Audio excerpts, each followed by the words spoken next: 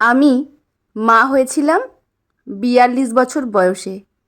৪২ বছর বয়সে মা হয়েছি বলাটা বোধহয় ঠিক হলো না, বরং বলা যেতে পারে আমি মা ডাক শুনেছিলাম ৪২ বছর বয়সে। আমার ছেলে যেদিন আমাকে প্রথম মা বলে ডাকলো সেদিন ওর বয়স ৮ বছর। কী যে ভালো লেগেছিল সেদিন বলে বোঝাতে পারবো না। প্রতিটা মেয়ের জীবনে এই মা ডাক শোনাটা পরম তৃপ্তির। সেই তৃপ্তি দিয়েছিল আমার ছেলে অপ্রতিম। অপ্রতিম এখন ডাক্তার। আজ ওরই জন্মদিন। আমার ভীষণ ইচ্ছে ছিল আজ ওর জন্মদিনে ওর হসপিটালে গিয়ে সমস্ত রোগীদের ফল বিতরণ করব। ছেলেকে আগে থেকেই বলে রেখেছিলাম সে কথা। আমার কথা শুনে আমার ছেলে বলেছিল, বেশ তো, তোমার যখন ইচ্ছে হয়েছে তাই করো তুমি, আমি সব ব্যবস্থা করে দেব। মায়ের ইচ্ছে পূরণ করতে পারাটাও যে বড় আনন্দের। আমার ছেলে আবার মা অন্ত্রপ্রাণ, তাই মায়ের যে কোনো আবদারে কখনোই সে না করেনি। ছেলের হসপিটালে যখন পৌঁছালাম তখন হসপিটালে সবাই আমাকে দেখে বলেছিল ডাক্তারবাবুর মা। ছেলের পরিচয়ে পরিচিত হতে পেরে নিজেরও ভীষণ গর্ববোধ হচ্ছিল। হসপিটালে যখন সব রোগীদের কাছে গিয়ে ফল দিচ্ছিলাম তখন এক বয়স্কা ভদ্রমহিলা বেডে শুয়ে থেকে ডাক দিলেন, ছর্দি। ছর্দি ডাক শুনেই বুকটা ছ্যাঁত করে উঠল। ভীষণ পরিচিত গলা। চিনতে একটুও অসুবিধা হয়নি। আমার নিজের বৌদি। বৌদিকে ওখানে দেখতে পাবো আমি স্বপ্নেও ভাবিনি। সেই আগের চেহারাটা আর নেই, খুব খারাপ হয়ে গেছে। অনেক বছর পর দেখা। তাকিয়ে বললাম, বৌদি তুমি? বৌদি ক্ষীণ গলায় বলল, আমি তোমাকে দেখেই চিনতে পেরেছি। তুমি সবাইকে ফল বিতরণ করছো। পরম সৌভাগ্য না হলে এমন কাজ করা যায় না। আসলে আমার ছেলের আজ জন্মদিন। ছেলে তো এই হসপিটালেরই ডাক্তার, কিন্তু তোমাকে আজ এখানে দেখতে পাবো সেটা ভাবিনি। খুব খুশি হলাম ছেলেকে ডাক্তার তৈরি করতে পেরেছ। আমি পারিনি আমার দুই ছেলেকে মানুষ করতে। তারা আজ আমাকে আর দেখে না।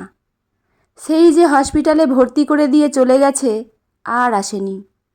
5 দিন হয়ে গেল হসপিটালে আছি। তোমার সাথে অনেক অন্যায় করেছি ছর্দি। তোমার দাদার মৃত্যুর খবরটা পর্যন্ত তোমাকে দিইনি। পারলে আমাকে ক্ষমা করো।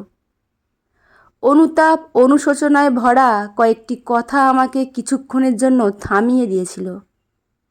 জীবনে কোন পরিস্থিতিতে কখন যে কার সাথে দেখা হয়ে যায় কেউ বলতে পারে না। জীবনে ঠিক করেই রেখেছিলাম কোনো দিনও বৌদির মুখোমুখি হব না। বিয়ের পর থেকে আর কোনো দিনই বাপের বাড়িতে যাইনি আর। তার কারণ একটাই, ওই বৌদি। অথচ সেই বৌদিরই সঙ্গেই আজ আবার দেখা। মানুষের জীবনটা বড় অদ্ভুত। নিজের জীবনের গল্পটা তাহলে বলতেই হয়। আমি সুধা। আমার 2 দিদি আর এক দাদা। আমি সব থেকে ছোট। মা মারা গিয়েছিল অল্প বয়সেই। আমার তখন 7 বছর বয়স। 2 দিদি আর দাদার ঠিক বয়সে বিয়ে হলেও আমার বিয়ে হয়েছিল ৪২ বছর বয়সে। ওই বয়সে এসে আমার যে বিয়ে হবে এটা আমি কখনো ভাবিইনি। 2 দিদির বিয়ের পর আমার বাবা অসুস্থ হয়ে গেল। বাবা এতটাই অসুস্থ হলো মানে প্যারালিসিস হয়ে শয্যাশায়ী। বাবাকে দেখার জন্য একজন লোক তো অবশ্যই দরকার। দাদার তখন বিয়ে হয়ে গেছে। বৌদি পরিষ্কার জানিয়ে দিল বাবার কোনো রকম দায়িত্ব নিতে পারবে না। সেটা নিয়ে কোনো আক্ষেপই ছিল না আমার। বাবার কথা চিন্তা করে আমিও আর সেই সময় বিয়ে করতে ঠিক রাজি হলাম না। যদিও আমার দাদা আমার বিয়ের জন্য কোনো রকম চিন্তা ভাবনাই করেনি। টানা 12 বছর আমি বাবার সেবাই করে গেছি। বাবা মারা যাওয়ার পর থেকে আমার সঙ্গে অশান্তি শুরু হলো বৌদির। বলল, নিজের রাস্তা নিজে দেখো, তোমাকে আমাদের সংসারে রাখতে পারবো না। ওই বয়সে এসে কোথায় রাস্তা দেখব? ভাবলেই চোখে জল আসতো। বৌদির অত্যাচারের সীমাটা আরও বাড়তে লাগলো। ভগবানকে ডাকতাম, একটা রাস্তা দেখাও। ইতিমধ্যে একটা রাস্তা দেখালো ভগবান। খবরের কাগজের একটা বিয়ের বিজ্ঞাপন দেখে যোগাযোগ করে আমার বড়দি। আমাকে বিয়ে করার জন্য বলে। ভদ্রলোক ব্যাংক ম্যানেজার। ওনার স্ত্রী মারা গেছেন ক্যান্সারে। 8 বছরের একটি ছেলে আছে। আমি বড়দিকে বললাম, আমি বিয়ে করতে রাজি, তুই কথা বল ওদের সাথে। আমার বিয়ের কথা শুনে বৌদি খুশি হয়নি। আমি আড়াল থেকে বৌদির কিছু কথা শুনেছিলাম সেদিন। বৌদি আমার দাদাকে বলেছিল, ও কি আর এমনি এমনি বিয়ে করছে? দেখেছে ব্যাংক ম্যানেজার, টাকা পয়সা আছে, আর ছেলেটাকে মানুষ করবে ভেবেছ? দেখো কোনো অনাথ আশ্রমে দিয়ে না চলে আসে। তবে এটাই শান্তি, আমাদের ঘাট থেকে আপদ বিদায় হচ্ছে। সেদিন এমন কথায় চোখের জল ধরে রাখতে পারিনি। মন খারাপ হয়ে গিয়েছিল ভীষণ। ভাবছিলাম আমি কি সত্যি আপদ, কিন্তু বিয়েটা আমি করবই, এটা মনে মনে ভেবে নিয়েছিলাম। কারণ আমি নিজে বুঝতাম মা না থাকার যন্ত্রণা কতটা। ছোটবেলায় আমিও হারিয়েছিলাম মাকে। বৌদির এমন কথাটা মনের মধ্যে ভীষণভাবে বিঁধেছিল। ঠিক করি আর কখনোই দাদা বৌদির সাথে যোগাযোগ রাখব না। দাদা কখনোই বৌদির এমন আচরণে প্রতিবাদও করেনি। দাদার উপর ভীষণ অভিমান নিয়েই চলে গিয়েছিলাম, আর কখনো ফিরিনি। দাদা বৌদিও আর আমার সাথে যোগাযোগ রাখেনি। বিয়ের পরবর্তী জীবনটা আমার আনন্দের, যাকে বলে পরম পাওয়া। 42 বছরে বিয়ে হয়ে যখন ওই বাড়িতে গেলাম, 2জন মানুষ তার মাকে খুঁজে পেয়েছিল। একজন আমার ছেলে, আর একজন আমি নিজেই। আমাকে মা বলে ডাকতে থাকলো অপু।